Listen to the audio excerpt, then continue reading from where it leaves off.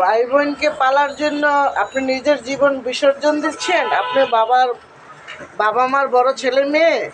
তাহলে আপনি কথাটা শুনে রাখুন, আপনি যত সংসারে টাকা দিবেন, পয়সা দিবেন, ছোট ভাই বোনের কেরিয়ার গড়বে, ছোট ভাই বোনের স্কুলে ভার্সিটিতে লেখাপড়া করে তাদের কেরিয়ার গড়বে, আর আপনাকে ধ্বংসের পথে দিয়ে দিবে। আপনি কি আমার মতো ভুক্তভোগী? আমার মতন কি কষ্ট পাচ্ছেন? কিভাবে বাবা মাকে ভাই বোনকে টাকা দিবেন? রাতের পর রাত ভাইবা মরছেন, চিন্তা করে মরছেন যে কিভাবে ভাইকে কালকে 5,000 টাকা দিবেন, ভাই ভার্সিটিতে যাবে, বোনকে 10,000 টাকা দিতে হবে, বোন ফর্ম ফিল আপ করবে।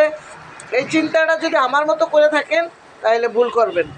ওই ভাই বোনেরা আপনাকে একটা সময় এমন লাঠি নিয়ে আসবে যা আপনার পক্ষে কথা বলবেন আপনার বাবা মাও।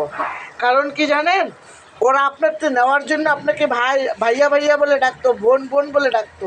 যখন আপনারটা নেওয়া শেষ হয়ে যাবে, প্রয়োজন শেষ হয়ে যাবে, তখন দেখবেন আপনাকে কিভাবে ছুঁড়ে মারে।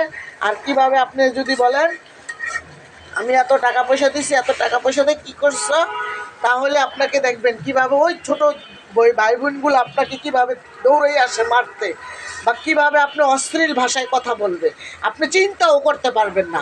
আমার মতন এরকম ভুক্তভোগী হয়েন না, আমার মতন টাকা পয়সা নষ্ট করেন না।